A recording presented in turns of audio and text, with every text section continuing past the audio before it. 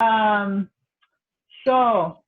next we have, oh, and again, everyone's going to have the chance to take action soon at the end of this meeting to support the workers that are sharing their stories. And now we have Scott Marks II, who is a dear old friend of ours and part of our movement for many years, and now is an employee at Yale New Haven Hospital in a non-union job, and a leader of New Haven Rising. And Scotty, can you hear us, and can we hear you? So, hello everyone, I'm Scott Mark. I work at Yale New Haven Hospital. I'm also a key leader in New Haven Rising. So since the pandemic started, it's been a trying time for me. I go to work every day knowing that I have to clean COVID-19 rooms. At the peak of the crisis, I was a part of a team who cleaned 7 rooms per day. It's stressful work because of so much gowning up and gowning down. But ultimately, I know if I don't clean the room properly, it can result in the next patient getting sick, or even worse, myself or coworkers getting sick and bringing it home to our families. Like everyone else in the hospital, my job has life or death consequences. This is a lot of stress for the money that I make. I know some of you may have heard about Yale New Haven Hospital giving out a COVID-19 recognition award, which is a payment of 5% of your earnings since the beginning of the calendar year. This came after 11,000 people signed a petition calling on the hospital to provide hazard pay. It was announced the same day that the hospital leaders admitted about 1,000 employees tested positive or had symptoms for COVID-19. 5% is not enough. For me, this means it's only an extra 85 cents on every hour that I work, yet we put our lives on the line every day. This isn't just a problem at the hospital. This crisis shows that our economy cannot work without workers. My work saved lives.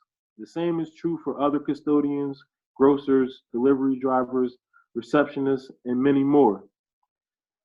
If the economy cannot work without us, we deserve to have pay that allows us and our families to live in dignity.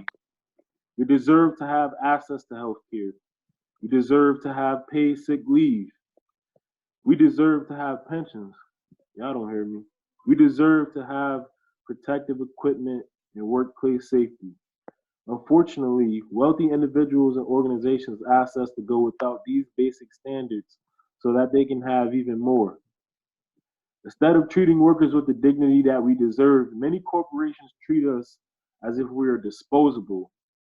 Right now, 32% of America is unemployed, and I know that number is probably double for Black and brown people in America. Employers across the country are throwing people off their health care and pushing them into unemployment in the middle of a pandemic. Right here in New Haven, workers at the Omni Hotel are scared they're going to lose their health care at the end of the month. No one should live in this type of fear. It's just unfair. So we are stuck in a situation where the injustices of our country are laid bare. These injustices are breaking people and breaking communities. Black, brown, and poor people are the ones who have less of a chance to work from home.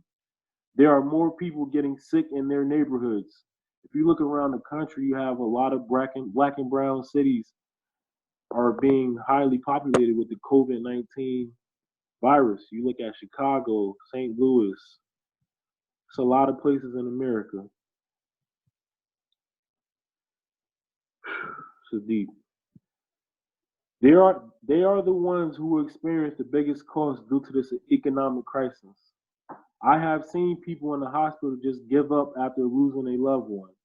I know others are going to be in a lot of pain with this economic crisis. But this is why we have to fight for something better. That's why I fight as a New Haven Rising key leader for economic justice and social justice.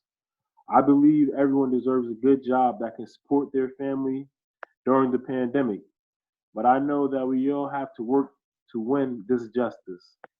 We still meet weekly to organize to keep the fight for the good jobs we've won. We can't let large employers like Yale use this pandemic as an excuse to take our victories away from us. Instead, we need to move forward and we have to push organizations like Yale to fulfill their leadership roles within our city. So I encourage everyone to attend on May 11th, 2020, the budget public hearing for New Haven, hosted by the Board of Aldermen's Finance Committee on Zoom. We all need to make the case that the large and powerful institutions do their fair share in this moment. Thank you. Thank you so much, Scotty. And he already announced our action here. Monday, May 11th at 6 p.m. on Zoom. Please come to the New Haven Alders Finance Committee meeting to meet the needs of Black and Brown neighborhoods being hurt the most in this time.